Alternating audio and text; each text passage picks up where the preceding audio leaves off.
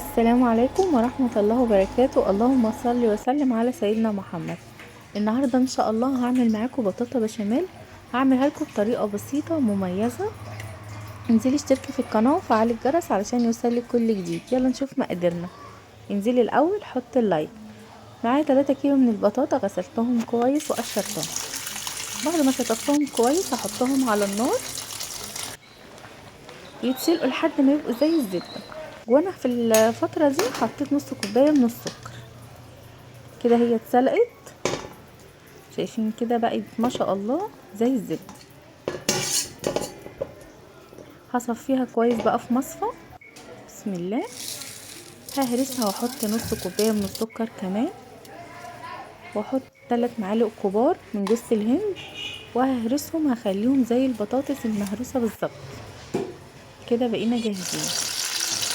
هنعمل البشاميل. هحط معلقة زبدة كبيرة و3 معالق دقيق و3 كوبايات من اللبن، لان كوباية اللبن بتاخد معلقة كبيرة من الدقيق. هقلبهم كويس علشان تديني زي الكريمة بالظبط. هفضي اللبن كله. هحط برضو نص كوباية من السكر، 2 كيس من الفانيليا، وهستمر في التقليب لحد ما تديني كريمة. هشتغل بالمضرب اليدوي او بالمعلقة الخشب. اهم حاجة ما تسيبيش المضرب من ايدك علشان ما تكتلش معاكي. هنستنى عليها 3-4 دقايق وهوريكم القوام. شايفين بقى بسم الله ما شاء الله بقت عاملة زي الكريمة، وطعمها في نفس الوقت تحفة جميلة جدا. اول ما تعمل الفقاقيع دي كده تبقى هي جاهزة معاكي والدقيق مستوي. هحضر الطاجن او الصينية، احط فيها مكعب من الزبدة وادهنها كويس. هكون انا محضرة كوباية من البسكوت او اشتري 2 باكو من البسكوت. هقلبهم كويس، هكسرهم نص تكسيرة واحطهم في الصينية او تحطيهم في القالب. هاخد البطاطا وارصها بالراحة كلها. انزلي بقى احط اللايك.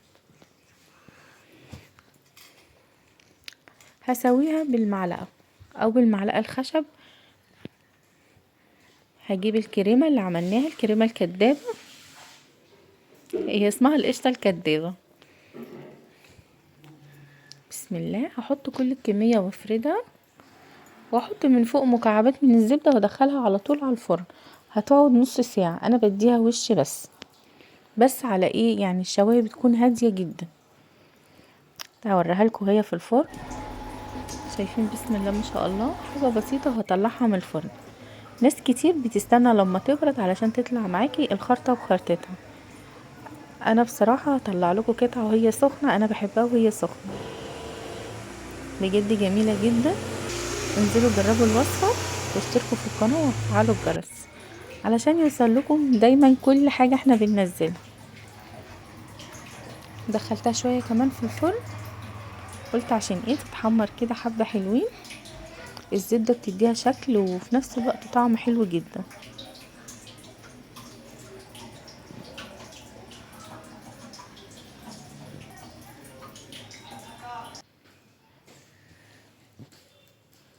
تعالوا بقى نوريكم قطعة.